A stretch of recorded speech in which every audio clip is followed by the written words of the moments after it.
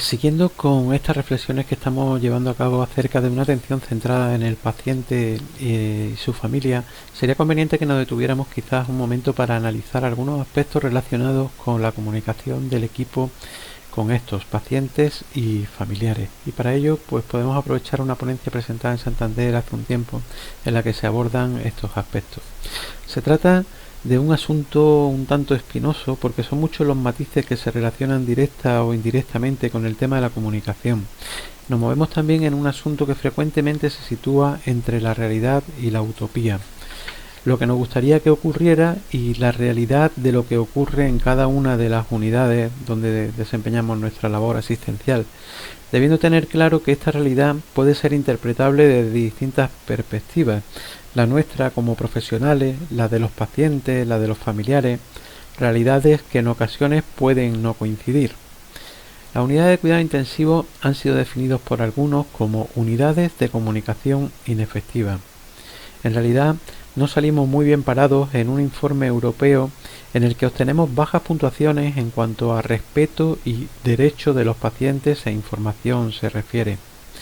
Vamos a intentar formar un puzzle combinando las distintas piezas que tienen que ver con este asunto y empezaremos por centrarnos en algunos aspectos relacionados con los destinatarios o receptores de esa comunicación, que son los pacientes y sus familias, y lo haremos desde el convencimiento de que un paciente bien informado es una persona más implicada y que maneja mejor su patología. Información que tiene varios objetivos.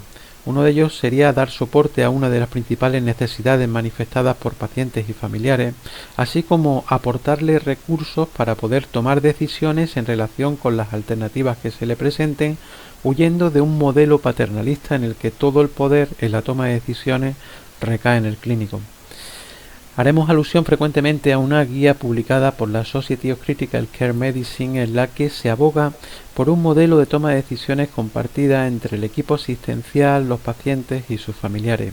Un modelo de cuidado centrado en el paciente o en su familia, del que cada vez se habla más y en el que los objetivos se centran principalmente en los deseos del paciente, debiendo por tanto los profesionales adaptarse a los deseos de autonomía de cada uno y aumentando así el poder del paciente y la familia en la toma de decisiones sobre su propia salud.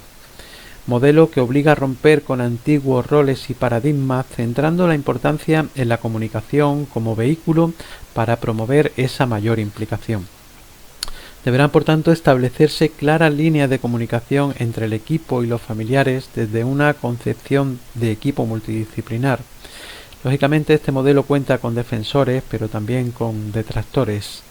Y desde esta perspectiva se propone incluir a los familiares en el equipo de cuidado, definiendo muy claramente los roles de cada uno de sus miembros, obligándonos a concebir a los familiares no solo como visitantes en la UCI, sino como una extensión del paciente que experimenta el proceso de la enfermedad a la vez que ellos, hecho este que choca frontalmente con la actual concepción de muchas unidades en las que se observa un muro infranqueable entre el interior de las unidades como espacio destinado a los profesionales y pacientes y el exterior destinado a los familiares, dejándoles pasar en ocasiones muy limitadas que en nuestro país pasan por ser 2 veces al día durante periodos de media hora, siendo este el momento únicamente disponible para la interacción y comunicación con los familiares, suponiendo esto al mismo tiempo una limitación para una comunicación eficaz.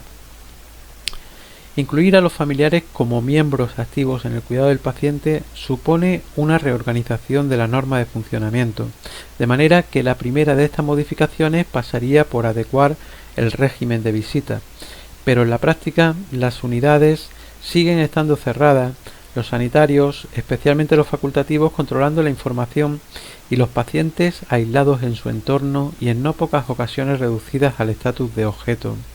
Esto en parte propiciado por barreras arquitectónicas que no promueven la presencia de familiares y también porque habitualmente se elaboran programas y marcos de actuación orientados a proporcionar una atención integral y a la defensa de los derechos del paciente, pero no se dota a las unidades de los medios necesarios para que esto pueda darse. Cabría preguntarse si nuestra asistencia realmente se basa en las necesidades del paciente y su familia o si seguimos en un sistema sanitario ilustrado en el que orientamos todo para el paciente pero sin contar con él. Y concretamente en el tema que nos ocupa, podríamos preguntarnos si se basa la comunicación en las unidades en las necesidades del paciente y su familia. Necesidades que han quedado patentes en multitud de estudios desarrollados desde hace más de 30 años hasta nuestros días y que se siguen realizando todavía hoy. De forma que podríamos concluir, como dicen algunos autores, diciendo que la necesidad de recibir información es la prioridad número uno de los familiares. Decíamos también que otro de los objetivos que nos empujan a dar valor a la comunicación y la información es el de dotar de capacidades para tomar decisiones acerca de su propia salud. Hace ya unos años nos preguntábamos si son competentes los pacientes para tomar decisiones.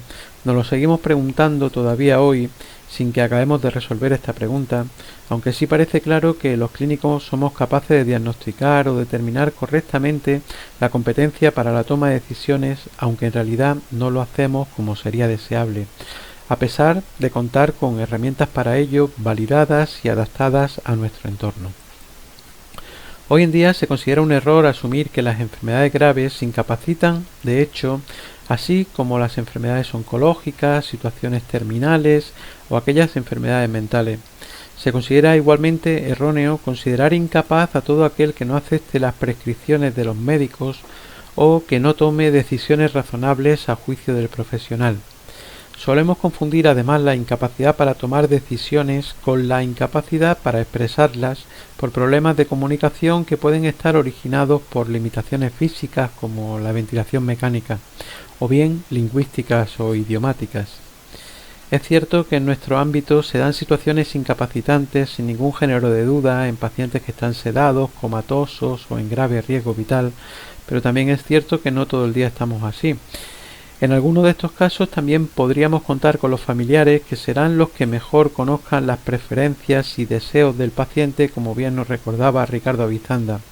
Pero claro, ahora surgirá la duda de si son competentes los familiares para la toma de decisiones, hecho que se verá influenciado por múltiples factores. Habrá familiares que en el momento del ingreso se vean envueltos en sentimientos de miedo, temor, preocupación, gravedad, así como otros que por haber vivido experiencias previas positivas vivan el nuevo episodio con sensación de seguridad, de tranquilidad, de confianza, sintiéndose incluso tratados de forma prioritaria. Esto cambia progresivamente en los días posteriores, en los que toca esperar que pase ese chaparrón, apareciendo luego una gran cantidad de dudas inexistentes hasta entonces. Pacientes y familiares hacen un repaso tanto del pasado como a todos los planes que tenían para el futuro y necesitan obtener respuestas, surgiendo todo esto en un ambiente de desconexión con su entorno y su familia, en el que los profesionales nos convertimos en su recurso de comunicación más próximo. Durante la estancia del paciente en la unidad, las necesidades de comunicación van cambiando y suele darse una situación que algunos han venido a calificar como un cocodrilo al acecho dentro del agua, esperando a que pase alguien a quien poder trincar para dialogar un rato, alguien que no venga con excesivas prisas a darle al botoncito de la alarma o a cambiar un suero o realizar alguna técnica rápidamente.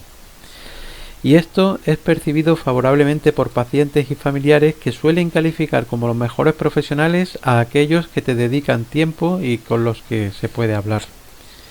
Llegados a este momento, cabría preguntarse qué expectativas tienen los pacientes y familiares con respecto a la comunicación. Para la elaboración de unos procesos asistenciales en Andalucía se hizo una encuesta en la que se indagaba en estos aspectos y básicamente esto es lo que nos dicen: que desean encontrar más empatía en los profesionales que los atienden, quieren sentir que se les escucha y que nos interesamos por ello, quieren que se les explique detenidamente su enfermedad, el tratamiento, los cuidados que se le prestan, quieren que la información sea la misma para pacientes y familiares, que se adquieran conocimientos y habilidades para la comunicación, que se dé o que no se dé información contradictoria, que se dé más información de palabra y escrita, así como poder exponer lo que les preocupa y disponer de materiales que mejoren el entendimiento de lo que está ocurriendo. También los familiares demandan más información, más atención y poder acompañar a los familiares durante más tiempo. Vamos a centrarnos ahora en el equipo como otra pieza clave en la comunicación, equipo que va a actuar lógicamente como emisor de la misma. Y debemos empezar sin confundir lo que son equipos de trabajo con trabajo en equipo, puesto que no en todos los grupos se trabaja en equipo. Podríamos definirlo como una unidad formada por dos o más personas con habilidades normalmente complementarias que se comprometen en un propósito común y fijan objetivos y expectativas de desempeño.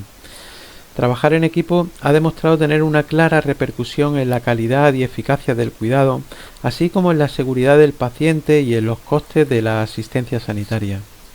Cualquiera que abriera la puerta de nuestras unidades y nos viera trabajando podría pensar que tenemos preocupaciones comunes y que trabajamos conjuntamente para resolverlas. ¿Pero es esto realmente así? ¿Abordamos la comunicación con los pacientes y los familiares desde una concepción de equipo? ¿O puede que algunos no sean más de grupos de personas que están trabajando sin más, sin constituir realmente un equipo? Parece ser que en este sentido hay discrepancias entre médicos y enfermeras y según afirman algunos autores, los médicos muestran una actitud menos positiva hacia el trabajo en equipo, probablemente relacionada con la posición jerárquica que el médico ha tenido hasta hace poco tiempo y por la subordinación existente por parte de las enfermeras hacia los médicos. Algunos de ellos se consideran los líderes naturales del equipo y piensan que el fin de este es ayudarles a ellos a alcanzar los objetivos de tratamiento del paciente sin tener suficientemente en cuenta otros aspectos del plan de cuidado establecidos por otros miembros. Está claro que no hay equipo sin meta compartida y sin una serie de ingredientes que hacen que estos equipos trabajen de forma más efectiva. Ingredientes como propósito, proceso, participación, comunicación, compromiso, confianza. Nosotros tenemos una meta compartida sin duda y estamos obligados a comunicarnos para conseguirla. Estamos obligados, pero esto no debe convertirse en un juego como el que describe Leonard Stein, que tras analizar la interacción entre médicos y enfermeras, la describe como única y muy interesante. Observa en la comunicación entre ellos que se dan una serie de reglas como algunas de las que describe, aunque puedan resultarnos graciosas. Dice Stein que la enfermera debe ser atrevida y tener iniciativa, de responsabilizarse aportando sugerencias importantes, pero al tiempo debe parecer pasiva de tal manera que sus recomendaciones parezcan iniciativa del médico. Debe comunicar sus recomendaciones sin que parezca que lo hace y el médico debe requerir estas recomendaciones sin que parezca que lo pregunta. Los dos participantes deben mantenerse muy sensibles con respecto a las enigmáticas comunicaciones no verbales del otro, con la destreza de un acróbata en la cuerda floja y sin resbalarse para que el juego no se haga añicos. La mayor desventaja es que este tipo de comunicación inhibe un diálogo abierto, resulta sofocante y claramente antiintelectual. Stein era psiquiatra y definió este tipo de relaciones como una neurosis transaccional allá por 1967, publicando este artículo en una revista de psiquiatría.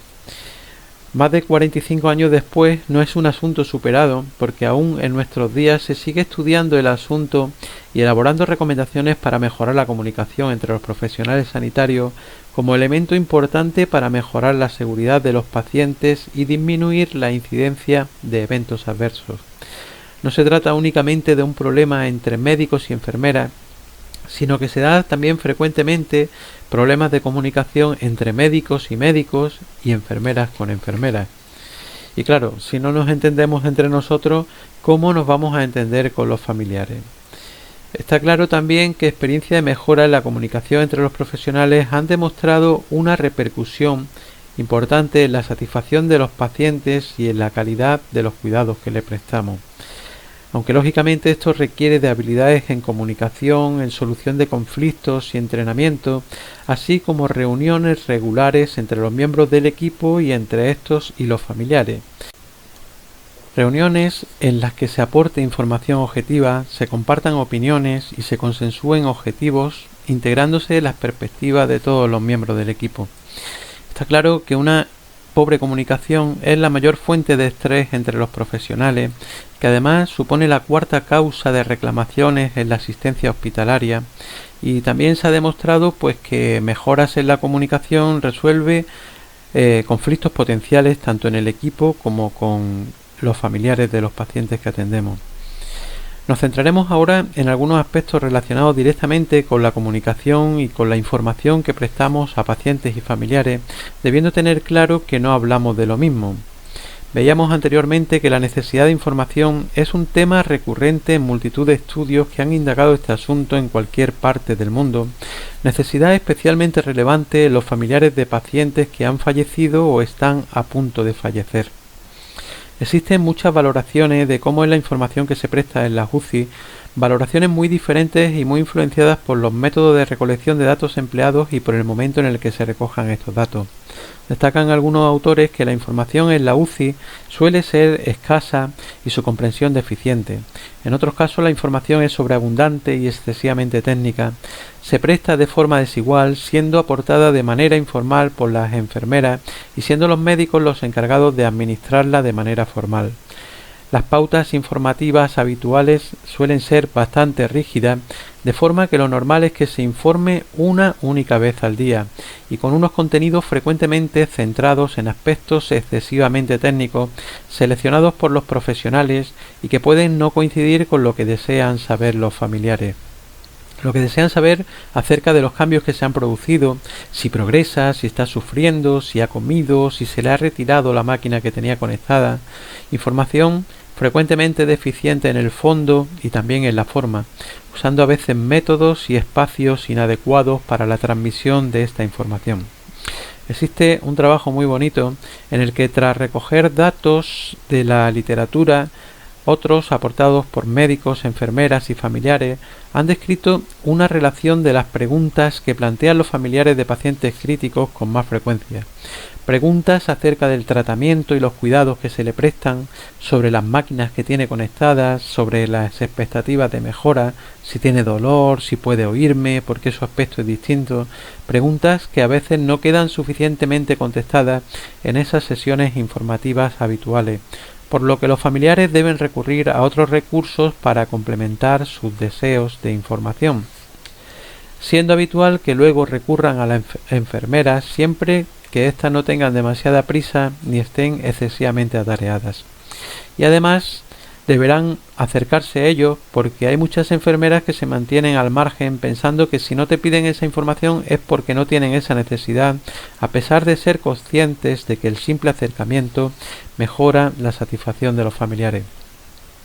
La norma de la mayoría de las unidades confiere la responsabilidad de la información exclusivamente al médico, de forma que lo habitual suele ser que éste informe solo, en otras ocasiones médicos y enfermeras por separado, siendo muy escasas las unidades en las que médicos y enfermeras se juntan para proporcionar la información a los familiares. La enfermera se encuentra luego entre dos vallas, desconociendo qué información le ha sido proporcionada al familiar y debiendo medir cautelosamente el discurso, aportando información breve y que no sea muy comprometedora. Son frecuentes discursos que rechazan la comunicación con los familiares del tipo «a mí me pagan por cuidar al paciente, nuestro trabajo no es cuidar al familiar», aunque lógicamente también hay profesionales con un discurso radicalmente distinto que valoran la comunicación como fuente de apoyo al paciente y a la familia. Cuando preguntamos a los profesionales quién debe proporcionar la información a los familiares, vemos que este último discurso es el predominante, de forma que un 70% de los profesionales piensan que médicos y enfermeras deberían informar conjuntamente. Como decíamos anteriormente, suele confundirse información con comunicación. Probablemente esa comunicación sea la que haya inducido a estos autores a afirmar que encuentran una ausencia generalizada de las actividades de enfermería en relación a la comunicación con los familiares de los pacientes. Yo discrepo de esta afirmación y les invito a plantearse seriamente si realmente piensan que no nos comunicamos. Distinto es que esa comunicación sea siempre efectiva, pero no hay duda de que todos comunicamos cuando interaccionamos con los pacientes y con sus familias. Unas veces bien y desafortunadamente otras no tanto. Llegado este momento podríamos preguntarnos, entonces, ¿quién debe informar a los pacientes y los familiares?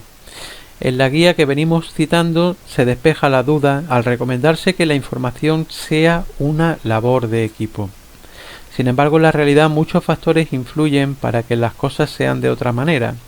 Factores relacionados con la legislación, la organización de los servicios, con la formación y la competencia profesional e incluso con intereses profesionales. En cuanto a la legislación, parece claro que todo profesional que interviene en la actividad asistencial está obligado no solo a la correcta prestación de sus técnicas, sino también al cumplimiento de los deberes de información según se recoge en la Ley Básica Reguladora de la Autonomía del Paciente. Por tanto, la organización de los servicios debería adaptarse a dichas leyes. Igualmente, en los códigos deontológicos, en este caso en el de la enfermera, pues se recoge la responsabilidad que tienen de mantener informado al paciente. Otro asunto es el de la formación y la competencia profesional para informar. Frecuentemente confundimos la competencia profesional con la posesión de una titulación universitaria determinada. Está claro que todos los que oímos esto hemos pasado por un periodo formativo que nos ha habilitado pues para desempeñar una serie de actividades que conforman nuestras profesiones, pero también parece claro que no nos basta disponer de un pijama, de una bata, de un fonendo para ser competentes en determinados asuntos, y que la universidad, la formación de pregrado, no ha atendido suficientemente estos aspectos relacionados con la comunicación. Solemos aprender a comunicarnos siguiendo los modelos de nuestros colegas más veteranos y en base a nuestras propias experiencias, pero probablemente eso solo no nos baste. No debemos tampoco pasar por alto lo perjudicial que en estos asuntos pueden resultar los intereses profesionales, o más bien la colocación de los mismos por encima de la utilidad social, haciendo que la preservación de un estatus gobierne la regulación y normalización de la práctica. Esta precisamente es la definición de corporativismo y en ocasiones tiene consecuencias nefastas.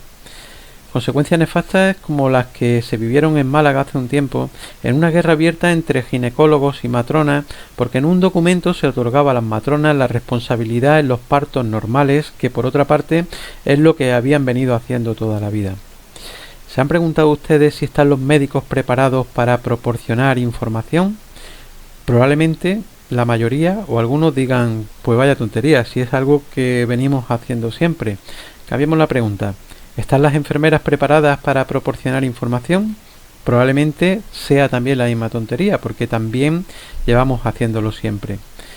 Puede que en realidad la formación de ambos para esta tarea sea deficiente y debamos replanteárnosla desde el principio. Sin embargo, se trata de una exigencia. De hecho, como pueden ver en este manual de competencia de la enfermera de atención hospitalaria de Andalucía, se recoge la obligación de que conste la historia de salud del paciente el haber informado sobre su proceso al menos al 50% de los pacientes asignados. Debe también acreditarse el ofrecimiento de información al paciente o su familia y el fomento de la participación activa, así como la participación en el desarrollo de herramientas formativas e informativas. ¿Recuerdan cuando antes decíamos que nuestros gestores elaboran programas y marcos de actuación que promueven la atención integral y la defensa de los derechos del paciente sin contar con la realidad? Pues probablemente estos proyectos estén muy bien, pero cuando nos vamos a la realidad nos encontramos con casos sorprendentes y tan paradójicos como este, ¿no?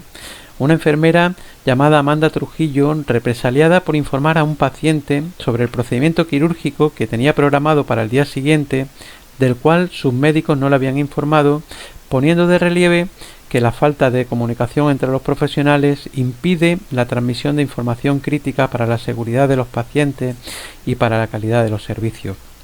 Y este hecho, o el hecho de que un 85% de los errores se deban a fallo de comunicación, ha llevado a expertos en temas de seguridad a involucrarse en el asunto, proponiendo medidas para mejorar la misma, como la definición de objetivos diarios conocidos por todos los miembros del equipo involucrados en la atención a cada paciente. También organizaciones como la Joint Commission, enfocadas a la mejora de la calidad, han puesto su atención en la mejora de la comunicación tanto entre los profesionales como entre el equipo y pacientes y familiares, proponiendo utilización de checklists como estos para evaluar la efectividad de la comunicación. Otra interesante iniciativa en este mismo sentido de preservar la seguridad de los pacientes fue aquella puesta en marcha en el Hospital Costa del Sol. Se trata de briefing o reuniones informativas que se celebran al inicio de cada turno, en las que se discuten posibles riesgos o eventos diarios y en los cuales se identifican, comparten y abordan experiencias de interés para todos los implicados. Está claro que una comunicación de calidad requiere entrenamiento y la colaboración de un equipo que funcione adecuadamente, y se hace preciso evaluar cómo se abordan estos aspectos en nuestras organizaciones, qué herramientas usamos y cómo combinamos las piezas de este puzzle que venimos analizando. Igualmente deberemos evaluar cómo nos posicionamos cada uno de nosotros y qué papel adoptamos en la comunicación con nuestros compañeros y con los pacientes y familiares. Hay multitud de evidencias sobre cómo el efecto de distintas intervenciones de mejora de la comunicación repercuten en la situación emocional de los familiares, en la reducción de la estancia hospitalaria, etc. Existen guías que nos pueden conducir en la adopción de medidas favorecedoras de una mejor comunicación, como esta que llevamos revisando, algoritmos de actuación, listados de recomendaciones, incluso tratados completos adaptados incluso a los momentos de crisis por los que pasamos. Tendremos que dedicarle algo más de tiempo del que le hemos dedicado hasta ahora. A modo de conclusión, me gustaría trasladarles unas cuantas frases, una de ellas de un amigo que me decía que se aprende mucho de los que informan bien, pero mucho más de los que informan mal y también de nuestros propios errores. Acabo con el testimonio de un profesional que encendió su interruptor de los sentimientos un día que se encontró al otro lado de la puerta y observó falta de humanidad, prepotencia, paternalismo, miedo a perder el protagonismo, desinterés por conocer y respetar los valores del paciente y su familia. Familia con la que supuestamente no se puede hablar porque no entienden nada. ¿O no seremos nosotros los que no entendemos o no queremos entender de autonomía? Los que no nos sabemos hacer entender, los que no sabemos cómo plantear una situación difícil. Lo cierto es que se sintió mal al otro lado de la puerta, ignorado y pudiendo entenderlo todo.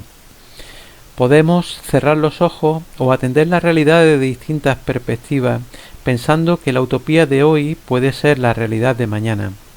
Probablemente debamos dejar de hablar solo para escucharnos entre nosotros y empezar a conversar con la familia, así como a darle la participación que se merecen y a la que tienen derecho. Muchas gracias.